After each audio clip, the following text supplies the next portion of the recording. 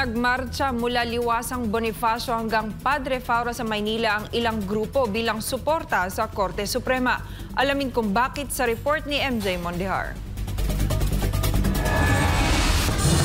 Kadalasan, mga anti-government group ang nakikilos protesta sa mga lansangan sa Metro Manila para batikusin ang pamahalaan. Pero ngayong Miyerkules, July 30, iba ang naging tagpo. Sinasabayan natin itong grupo na nagmamarcha papunta doon sa Supreme Court para suportahan yung desisyon na ibasura ang impeachment case laban kay Vice President Sara Duterte. Mula Liwasang Bonifacio hanggang Padre Faura, nagmarcha ang grupo bilang suporta sa desisyon ng Korte Suprema na ibasura ang impeachment complaint laban kay Vice President Sara Duterte.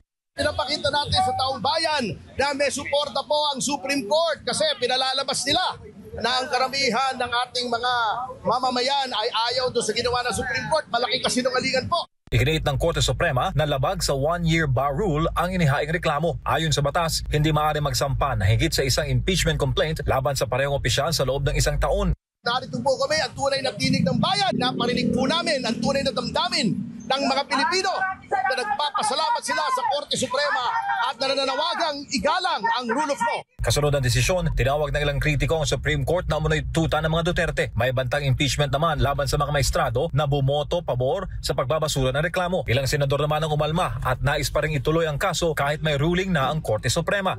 Tayo po ay naririto upang suportahan ang Korte Suprema. Kasi ang daming bumabanat sa Korte Suprema, hindi naman dapat banatan ng Korte Suprema.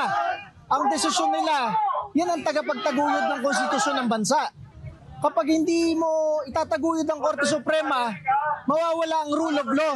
May kapangyarihan ng Supreme Court na magpasya sa mga isyung may kaugnayan sa mga karapatang maaaring igiit sa batas ayon sa 1987 Constitution. Ito ang tinatawag na judicial power, kasama ang tungkuling tukuyin kung may grave abuse of discretion ba ang Kongreso, ang Ehekutibo o iba pang sangay ng pamahalaan. Ang mga desisyon ng Korte Suprema ay may pinakamataas na bisa sa ilalim ng saligang batas at hindi maaaring balewalain ng sinumang tao, institusyon o mismo ang gobyerno.